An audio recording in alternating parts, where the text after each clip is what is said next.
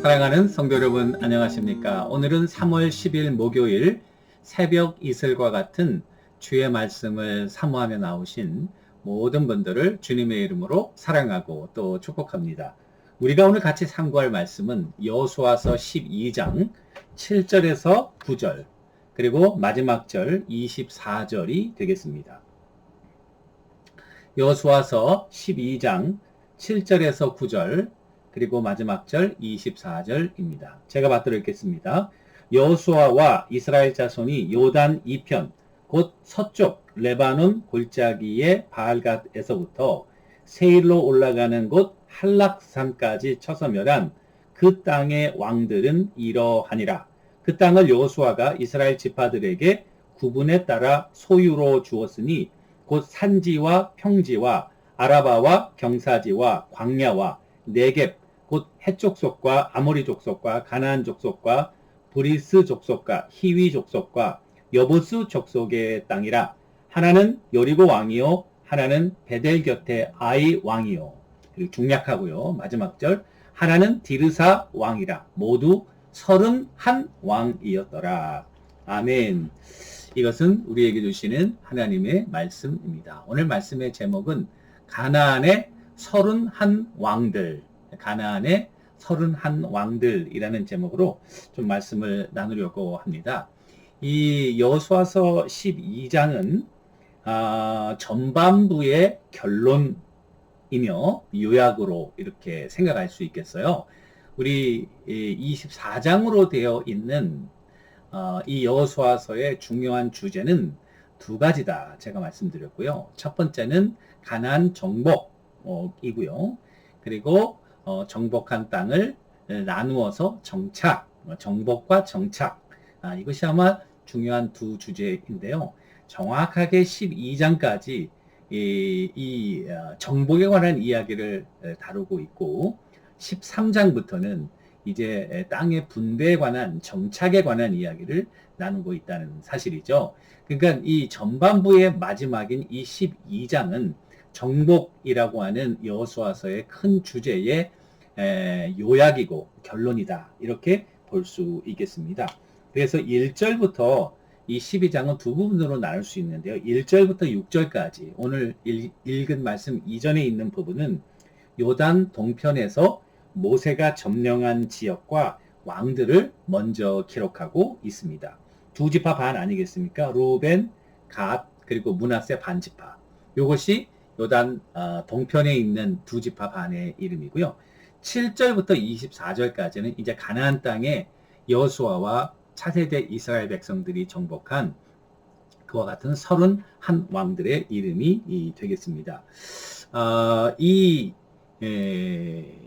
전반부의 결론이면서 요약인 12장은 크게 한 세 가지 정도의 주제로 우리가 생각할 수 있겠어요. 첫 번째 생각할 수 있는 것은 하나님의 모든 약속은 반드시 이루어진다는 사실입니다.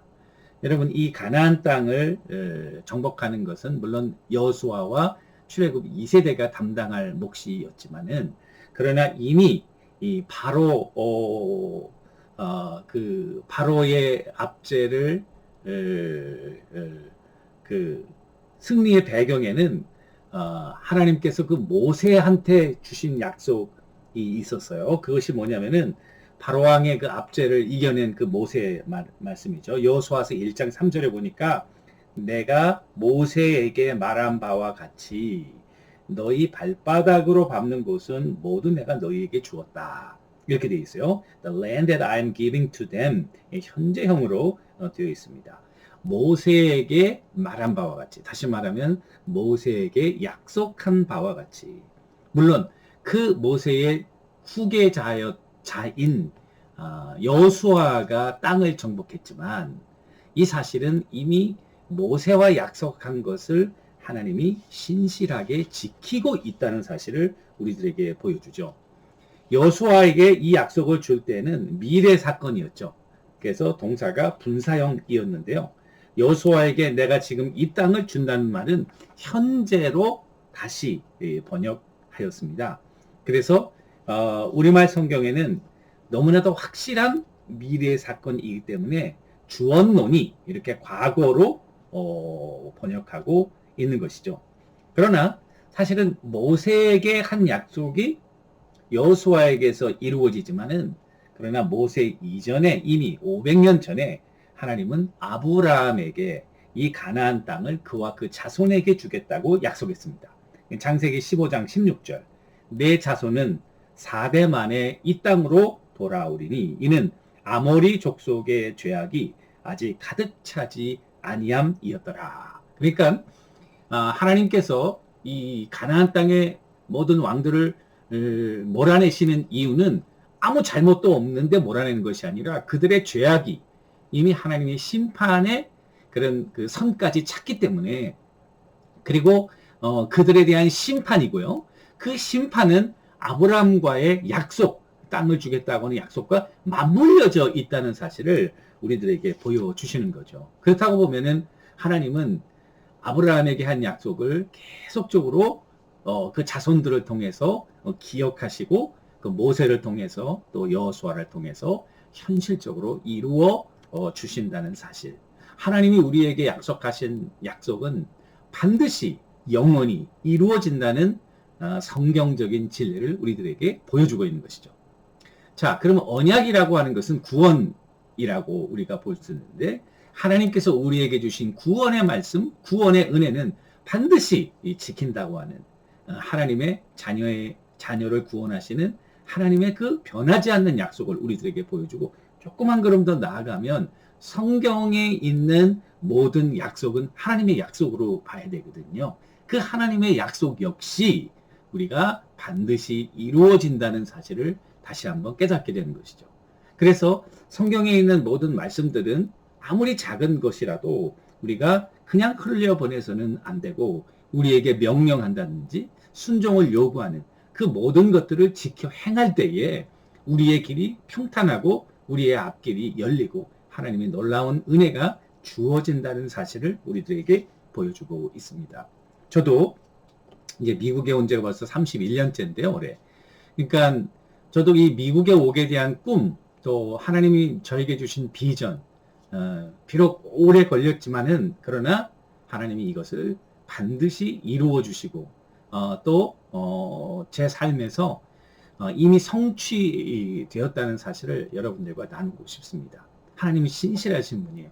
저는 어떠한 픽처인지, 하나님이 저를 어떻게 사용하실지 몰랐지만, 그러나 이민교회 사역을 통해서 하나님이 저를 붙드시고 그 꿈을 이루시는 그런 놀라운 은혜를 경험했다는 사실이죠. 하나님의 약속은, 한 번 하신 약속은 변함이 없이 영원히 이루어진다고 하는 성경적 진리를 우리들에게 보여준다. 두 번째는 하나님의 약속을 의지하면서 믿음으로 순종할 때 하나님은 우리 앞에서 적들을 향하여 싸우시는, 우리 대신 싸우시는 하나님이시다라는 사실을 보여주는 거죠. 물론 여호수아가 이 가나안의 정복에 거대한 역사적인 그런 일들을 이루고 있거든요. 그러나 사실 가만히 보십시오. 이 모든 것의 총주관자는 하나님이시고, 이스라엘의 총사령관은 하나님이시고, 여호수아는 비록 이스라엘의 리더였지만 그가 하는 일은 하나님이 하신 일을 순종하고 하나님의 뜻을 묻고, 그리고 하나님의 말씀대로 명령대로 순종하며 나갔던 거예요. 하나님을 믿고, 하나님을 듣고, 하나님을 믿고, 하나님의 말씀대로 순종하는. 그러니까 어떻게 보면은 여호수아는 진정한 의미에서 이 리더라기보다는 진정한 리더이신 하나님의 부하로서 하나님에 대한 충성을 보이고 있다는 사실이죠. 이와 같은 사실은 우리가 어떻게 알 수 있냐? 이 31 왕들을 보십시오. 이게 가능한 일입니까, 여러분? 불가능한 일이거든요. 불가능한 일이 이루어졌거든요. 전쟁에 나갈 때 싸움 모든 것은 하나님이 하시는 거예요. 우박도 내리시고 해와 달도 멈추게 하시고, 그리고 기적적인 그런 놀라운 일들, 그들의 마음을 이미 이 촛농이 녹아내리는 것처럼 이미 그들의 그런 기선을 제압하시고, 여리고성 같은 것도 그들이 하나님의 말씀대로 순종하며 나갈 때 함성과 함께 이 견고한 성이 무너진다는 것은 이건 불가능한 거예요. 자, 이와 같은 것에 또 분명한 증거 중에 하나는 아이성에서의 실패이죠. 아이성은 작은 성이고 자기들이 분명히 이길 수 있다고 생각해서 조그만 인원을 가지고 나가서 공격했다가 오히려 죽임을 당하고 큰 패배를 당했던 그와 같은 이스라엘의 실패의 역사이죠.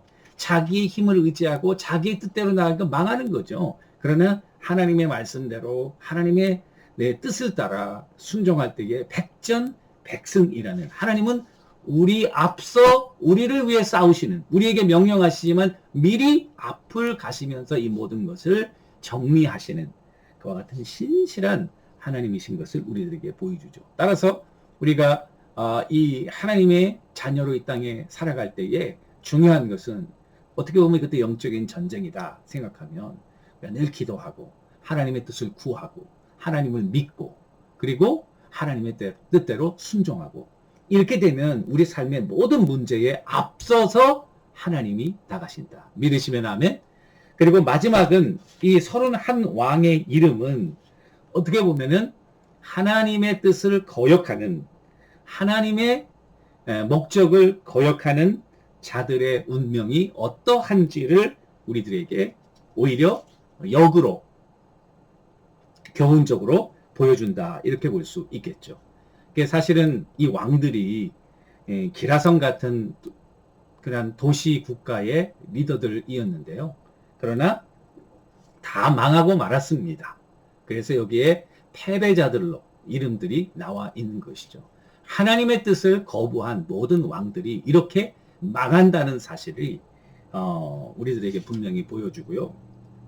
또 하나 반대적으로 알 수 있는 것은 기브온이 여기에 빠졌다는 것. 그것은 이스라엘과 평화 조약을 맺음으로 기브온은 오히려 죽음의 위치에서, 망할 수 있는 위치에서 이스라엘의 그런 언약의 백성의 일부가 되어서 오히려 축복을 누리게 되었다는 그 말은, 여러분 그 아브라함에게 주신 그런 처음 비전을 보시면은 너를 축복하는 자에게는 내가 복을 내리고 너를 저주하는 자에게는 내가 저주하겠다고 하는, 그래서 하나님을 거역하는 모든 자들이 겪는 그들은 실패, 또 교훈을 우리들에게 보여준다고 볼 수 있습니다. 사랑하는 성도 여러분, 가나안의 정복은 아마 이스라엘의 역사에서 가장 메모러블하고 중요한 사건이 아니었을까. 그런데 하나님께서 약속하시고, 그리고 하나님께서 앞서가시고, 그리고 하나님께서 이 모든 일을 이루시고, 우리가 해야 될 일은 하나님을 믿고 그리고 순종하고 그리고 전적으로 주님을 신뢰하는 것, 그리고 믿음으로 나아갈 때 반드시 승리한다는 놀라운 진리를 우리들에게 보여주고, 만일 우리가 하나님을 거역하고 하나님을 거부한다면 그것은 자멸의 길이다. 이 31 왕들의 구체적인 예가 이를 증명해 주고 있다는 사실이죠. 그런 의미에서 우리는 영적인 전쟁에서 하나님을 의지하고 하나님과 동행함으로 승리하고 하나님의 영광을 드러내시는 우리 모두가 되기를 주님의 이름으로 간절히 축원합니다. 기도하겠습니다. 하나님 아버지, 감사합니다. 31 왕들의 교훈을 깨닫게 하시고 긍정적으로 하나님만을 의지하며 우리가 또 교훈적으로 하나님을 거역하는 죄악에서 벗어나 이제는 주님과 동행함으로 승리하는 귀한 종들 다 되게 하옵소서. 예수님의 이름으로 간절히 기도 올리옵나이다. 아멘. 여러분, 오늘도 주님과 동행하시는 우리 모두가 되기를 주님의 이름으로 간절히 축원합니다. 감사합니다.